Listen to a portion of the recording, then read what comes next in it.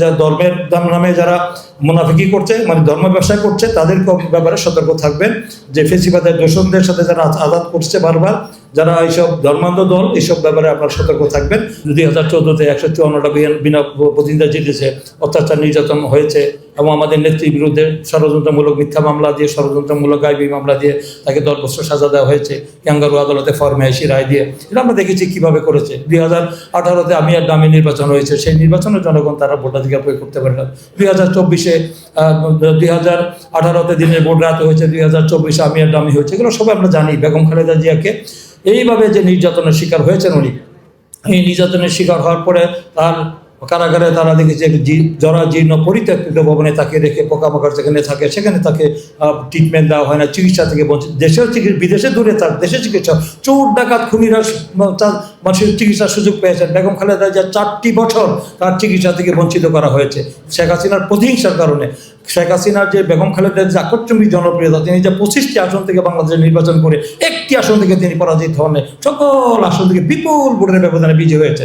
এবং তারা মনে করেছে জিয়া পরিবারকে ধ্বংস করে, এই বিএনপিকে ধ্বংস করে যদি বেগম খালেদা জিয়াকে মৃত্যুবরণ করেছে, তারেক রহমান দেশের বাইরে আছে, আসতে পারবে না কোনোদিন, বলছে না তারেক রহমান তুই দেশে পারলে হয়, খুব যে সাহস থেকে হয়, তো সেগুলো বলছে তো আমি সব কথা, সে তো আল্লাহ তো শেষ পর্যন্ত নিয়ে আসছে। কিন্তু বেগম খালেদা জিয়াকে মানে মেরে ফেলতে পারলে মনে করছি চিরদিন কিয়ামত পর্যন্ত ক্ষমতা থাকবে। পৃথিবীর ইতিহাসে কেউ থাকতে পারছে কিয়ামত পর্যন্ত ক্ষমতায়? নমরুদ, ফেরাউন, আইয়ুবী, টিকা, শেখ মুজিব, হিটলার, মুসলিনি, কেউ টিকতে পারছে? এরশাদ, কেউ টিকতে পারেনি। তাই আল্লাহর তরফ থেকে হয়েছে। মানুষের এই যে তার ভালোবাসা ছিল, যার কারণে তিনি এই 6 বছর জেল খাটার পরেও তাকে আমরা দেখেছি যে তার স্লো পয়জনিং করে তাকে মৃত্যুর দিকে ঠেলে দিয়েছে। আজকে তার যে মৃত্যু হয়েছে, এই মৃত্যুর জন্য সরাসরি শেখ হাসিনা দায়ী। শেখ হাসিনার প্রত্যক্ষ প্রতিহিংসাবাদীর কারণেই আজকে বেগম খালেদা জিয়া আমাদেরকে ছেড়ে চলে গিয়েছেন। তার হয়তো আল্লাহ জন্ম মৃত্যু আল্লাহর হাতে, তারপরও আমরা তার এই নির্যাতনটা না হলে হয়তো তিনি বেঁচে থাকতে পারতেন।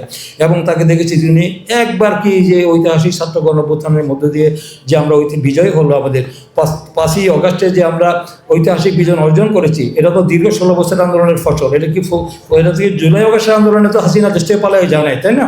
এই যে আমাদের গুম, খুন, হামলা, মামলা, অত্যাচার, নিপীড়ন, লুটপাট, গুম, খুন করে দলীয়করণ করে দেশকে ধ্বংসের দ্বার প্রান্তে না খাদের কিনারা দাঁড় করিয়ে দিয়েছিল। সেখানে জনগণ ঐক্যবদ্ধ হয়ে সেই ছাত্র জনতা একটি বিস্ফোরণ ঘটেছে 5ই অগাস্ট। সেই বিস্ফোরণের পরে বেগম খালেদা জিয়া কি বলছেন, ওই যে আপনার বক্তৃতা শোনেননি, বেগম খালেদা জিয়া বলছে আসুন প্রতিহিংসা নয়, প্রতিশোধ নয়, আসুন দেশকে ভালোবাসে আমরা সবাই মিলে দেশটা গঠন করি, বলছেন না বেগম খালেদা জিয়া? এই যে বেগম খালেদা জিয়া উদারতা, দেশপ্রেম, তার যেখানে ওবায়দুল কাদের বলছিল যে আওয়ামী লীগের পতন হলে 10 লাখ লোক বিএনপির হাতে মারা যাবে, একটি লোক কি আহত হয়েছে? মৃত্যু হতে বিএনপি একটি উদার রাজনৈতিক গণতান্ত্রিক দল। বাংলাদেশের মানুষ বুঝতে পেরেছে, এই সরকারও আমরা এই যে অন্তর্বর্তীকালীন সরকার এই পর্যন্ত দেখেছে যে এই দেশ পরিচালনা করতে গেলে বিএনপি ছাড়া কোনো বিকল্প আছে? জনগণ বুঝতে পারছে আগামী দিনে দেশ পরিচালনা করার অভিজ্ঞতা কোন দলের আছে, কোন দলের জনপ্রিয়? আমাদের দলের অন্তর্বর্তীকালীন সরকারের যে প্রধান উপদেষ্টা ডক্টর মোহাম্মদ ইউনূস, তিনি লন্ডনে ছুটে গিয়েছিলেন কেন? তিনি বুঝতে পেরেছেন যে তারেক রহমান যে দীর্ঘ 17 বছর দেশের বাইরে থেকে জনগণকে সংগঠিত করেছে, ঐক্যবদ্ধ করেছে, তার যে রাজনৈতিক মেধা, প্রজ্ঞা, দূরদর্শিতা, বিচক্ষণতা, তাকে ছাড়া বাংলাদেশের এই দেশকে রক্ষা করার কোনো সুযোগ নাই। তাই সেদিন কিন্তু উনি দেশের বাইরে চলে গিয়েছিলেন, তার সাথে আলোচনা করেছেন। আর অনেক দল চেয়েছিল না নির্বাচন পণ্ড হোক, বর্জন হোক, প্রলম্বিত হোক, অনেক ষড়যন্ত্র একটি দেশে একটা অস্থিতিশীল পরিস্থিতি তৈরি করার চেষ্টা করছিল না, এখনও করার চেষ্টা করেছে, কিন্তু করে কোনো লাভ হবে?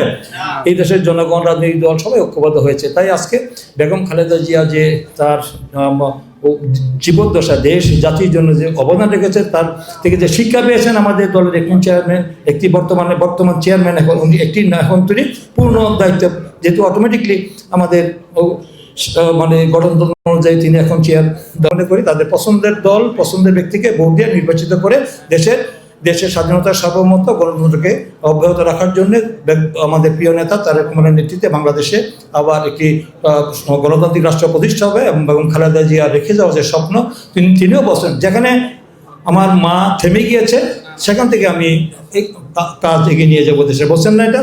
তাই তার কাজের কথার সাথে কি মিল আছে তো নাকি?